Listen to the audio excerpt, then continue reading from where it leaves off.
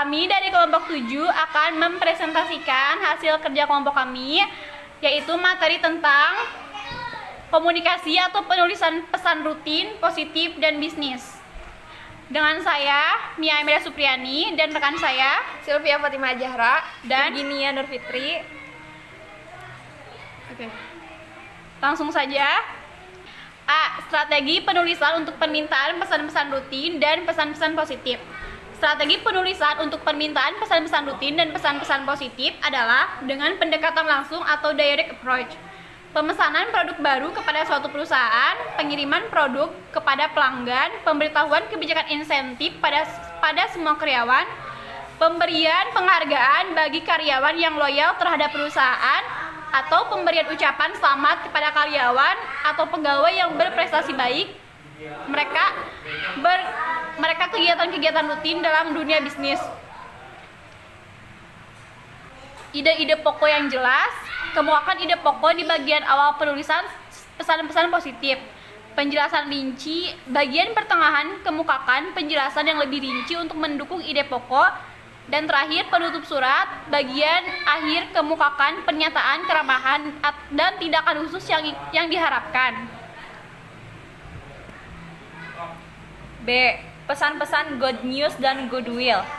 Pesan-pesan yang telah disampaikan kemungkinan akan berhasil jika pembaca akan memperoleh kesan-kesan yang menyenangkan, atau paling tidak mereka dapat menerima pesan-pesan yang disampaikan dengan baik. Yang pertama, goodwill tentang pekerjaan, yaitu bagaimana tentang mendapatkan pelamaran kerja yang cocok dan memilih orang-orang yang tepat untuk pengisian lowongan kerja tersebut. Yang kedua, good news tentang produk. Untuk menjaga para pelanggannya, perusahaan dapat mengembangkan strategi bisnisnya dengan penetapan harga produk yang kompetitif, produk yang berkualitas, serta pemilihan metode promosi yang tepat dan pemilihan saluran distribusi yang tepat pula. Yang ketiga, pesan-pesan goodwill.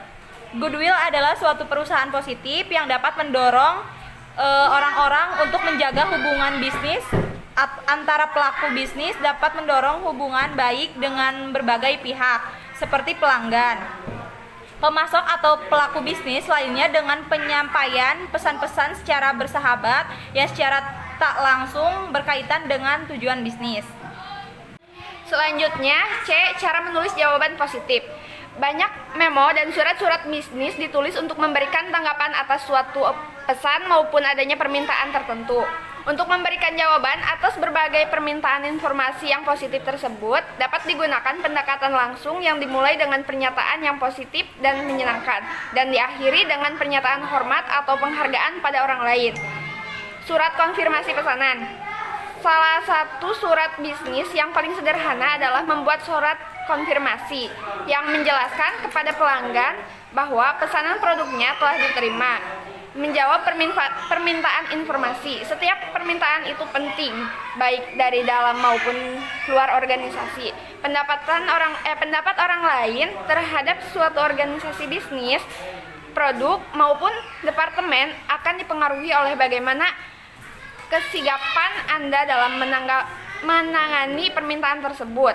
Akan tetapi, memenuhi setiap permintaan pelanggan bukanlah pekerjaan yang mudah. D. Cara membuat surat rekomendasi dan pemberitahuan. Surat rekomendasi bagi kalangan tertentu bukanlah hal yang baru, apalagi dalam dunia bisnis. Bagi